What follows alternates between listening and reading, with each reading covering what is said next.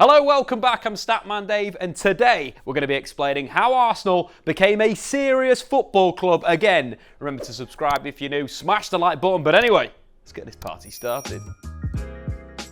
Since appointing Mikel Arteta in December 2019, Arsenal have been on a solid upward trajectory, picking up more points year on year while shaping a squad into a progressive modern outfit. But how did Arsenal go from nearly dropping out of the Big Six to challenging from the Premier League title? Mikel Arteta rightly gets a lot of credit for Arsenal's performances on the pitch, but Edu Gaspar deserves a lot of plaudits too. Arsenal appointed their former star as the club's first ever technical director in July 2019.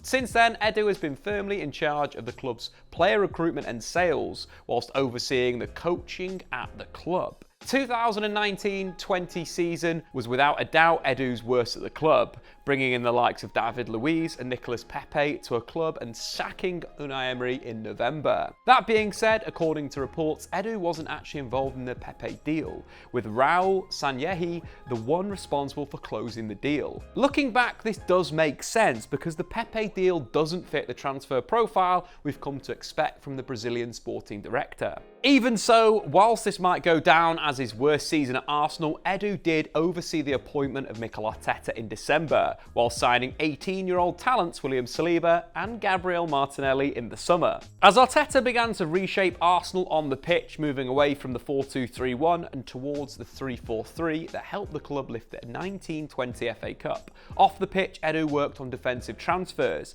bringing in the likes of Gabriel and Thomas Partey. The following year, Edu continued along the same lines, bringing Ben White, Aaron Ramsdale and Tomiyasu in to bolster the defence, whilst adding Martin Odegaard on a permanent deal that cost less than £35 million.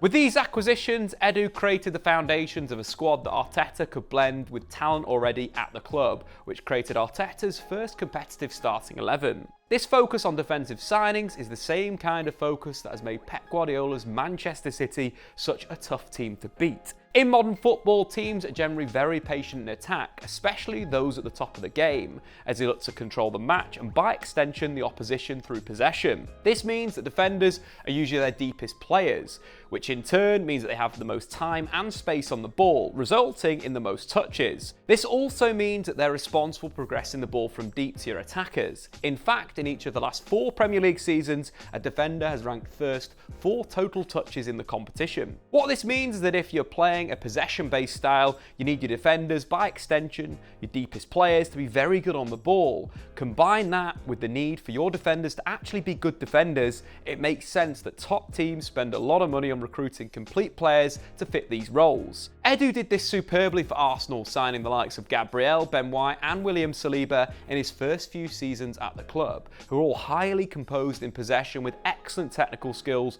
all whilst being strong defenders. This gave Arteta the personnel he needed to really take his vertical tiki-taka approach to a position where Arsenal could completely control matches from deep whilst carving through teams when necessary. Take Lacazette's goal he scored against Southampton at the Emirates in the 21-22 season. In this move, Arsenal started with possession in their own half, inviting on the Southampton press, ultimately carving through the pressure thanks to quick play from Gabriel, White, Tomiyasu and Odegaard. By the time Saka gets the ball, Arsenal have basically created a 3v3 on the Southampton backline. To finish the move, Saka carries towards the goal, cuts the ball back for Lacazette to score. This kind of goal is something we've come to expect from Mikel Arteta's Arsenal, and whilst the coach and style of play comes from the Spaniard, the profile and quality of the player is needed for this approach to work, which is provided by Edu. Overall, Edu's approach to signings under Mikel Arteta has been a focus on bringing players under the age of 24 to the club. In fact, of Edu's 21 permanent deals that cost transfer fees since 2020, 71% of them have been aged 25 or under, and if you look at just outfielders, that percentage jumps up to 78%. By signing young talents rather than ready-made stars, Edu gives Arteta players that he can imprint his ideas on. This works especially well because Arteta himself is an excellent coach who's got a track record of improving players on the training ground. His time as Pep Guardiola's assistant at Manchester City arguably saw the biggest levels of development within the squad, turning high potential players like Leroy Sané, Kyle Walker and Raheem Sterling into Champions League quality players you know today. At Arsenal, Arteta has continued his training ground work, taking raw talents like Gabriel Martinelli and Bukayo Saka and shaping them into the two best wingers in the Premier League. Even when Martin Odegaard joined the club, people were talking him down, suggesting he was an overhyped player who would never make it at the top.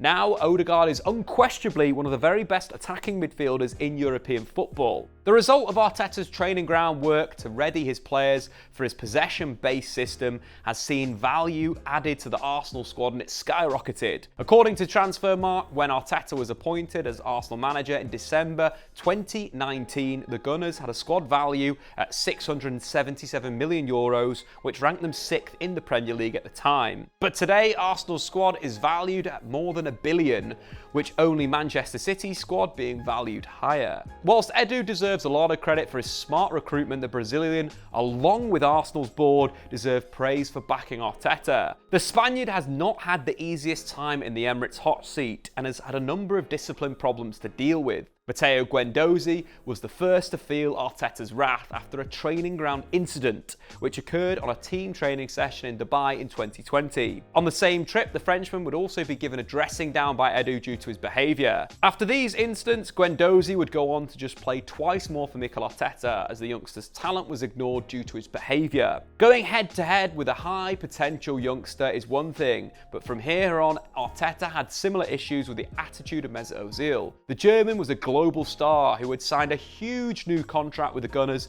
just 2 years prior. But this didn't stop Arteta from banishing him. Often lacking effort and work rate, Ozil was a luxury player that Arteta's tactics at the time couldn't afford. What made the situation worse was the COVID-19 pandemic, when according to reports, Ozil refused a voluntary 12.5% pay cut. Ozil didn't play for the club again. And finally, Arteta had a roller coaster of a relationship with then star striker Pierre-Emerick Aubameyang. Initially getting on superbly and being named as club captain under Arteta, a decline in attitude and form eventually saw Aubameyang left out of Arsenal's matchday squad in December 2021 after he returned late from a trip abroad. This wasn't the first infringement from Aubameyang, but it was the last, as 3 days later he was stripped of captaincy and ultimately left the club by mutual consent in February. Throughout each of these disciplinary sagas, Arsenal backed their manager, and now they're reaping the rewards. Arsenal have one of the tightest knit groups in the Premier League, and Arteta keeps them all in check with a strict code of conduct. This is important because Arteta's style of play is very much team-centric. Playing in a fluid but highly structured system, Arteta's Arsenal transition from their 4-3-3 starting shape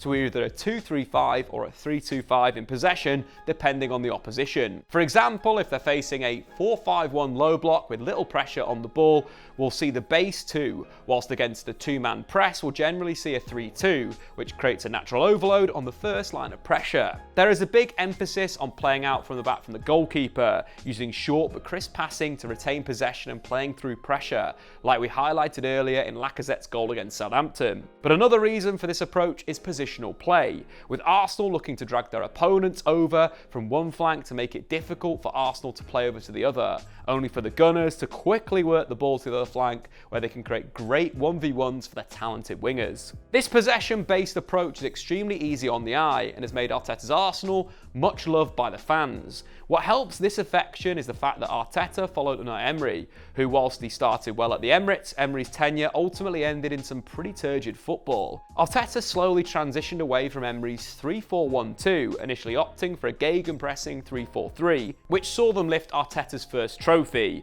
but then slowly moved on to the possession-based approach we see today. This want to change shape is highlighted by Arteta himself, who said in 2021, "We want to move to a 4-3-3, but for what you need a lot of specificity in every position, and now in 5 or 6 positions we don't have it." What's more is you can see this evolution in style when you compare Arsenal's possession numbers season by season. Arteta's first full season in charge, the 2021 campaign, saw Arsenal average just 53.5% possession, the 7th most in the Premier League. The following year saw a slight drop off in possession, but Arsenal actually averaged the 5th most that season. Until finally last season we saw Arteta ball in full flow, with the Gunners seeing almost 60% of the ball in every match. This steady evolution, combined with Arteta's implementation of youth, brought him time he needed to turn Arsenal around. And now Arteta doesn't just have one of the best drill teams in the league, but he has one of the youngest too. The average age of Arteta's starting 11 this season is bettered only by youthful Chelsea,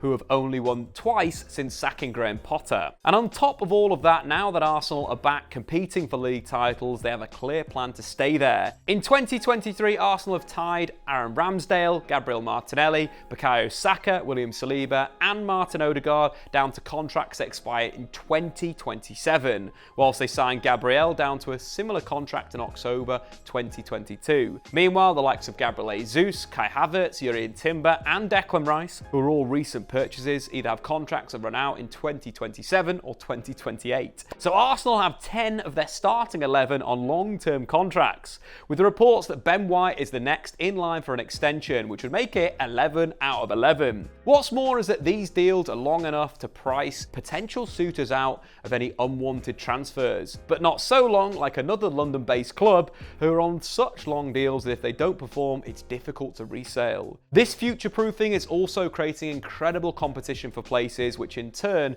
creates fantastic squad depth. I'd argue that they've got at least 3 players in Arsenal's starting 11 that is not up for debate. Right centre-back William Saliba, right central midfielder with Martin Odegaard and the right wing with Bukayo Saka. Every other position has genuine competition to start every match. In goal, Aaron Ramsdale and David Raya are 2 top quality keepers with different skill sets. At right back and left back, you'd expect to see Ben White and Zinchenko, but wouldn't be surprised to see Timber or Tomiyasu. Partnering Saliba, you'd expect Gabriel, but White, Tomiyasu or Timber could all fill in, whilst Jakub Kivor has been excellent whilst he's deputised, keeping Gabriel out of the starting 11 earlier on in the season. In defensive midfield, Declan Rice has competition from Thomas Partey and even Jorginho, whilst opposite Odegaard, you could see Fabio Vieira or Kai Havertz play. And finally up top, Martinelli and Jesus form Arsenal's best front 3, but there's competition and versatility from Reece Nelson, Eddie Nketiah, Leandro Trossard and Emile Smith-Rowe. Simply put, Arsenal have built a very impressive squad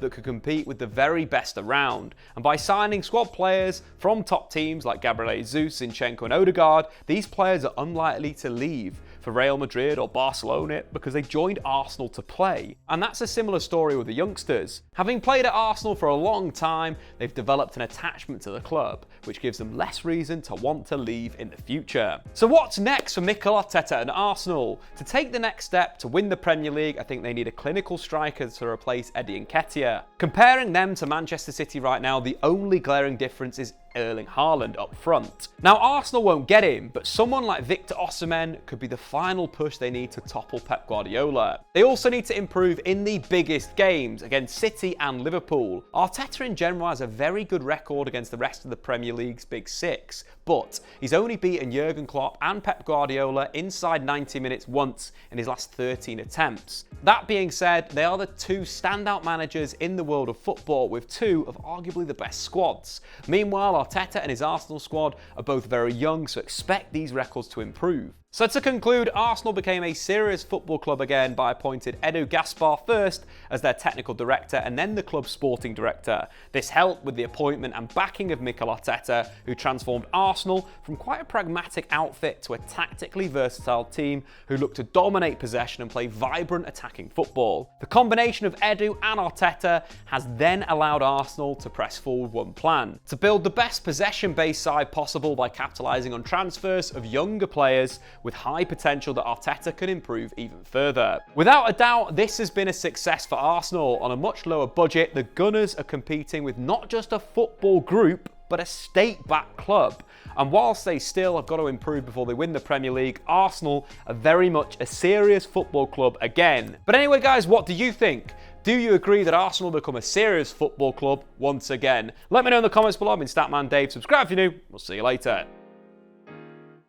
Thanks for watching. If you've enjoyed this video, why not check out some more content on the Statman Dave YouTube channel?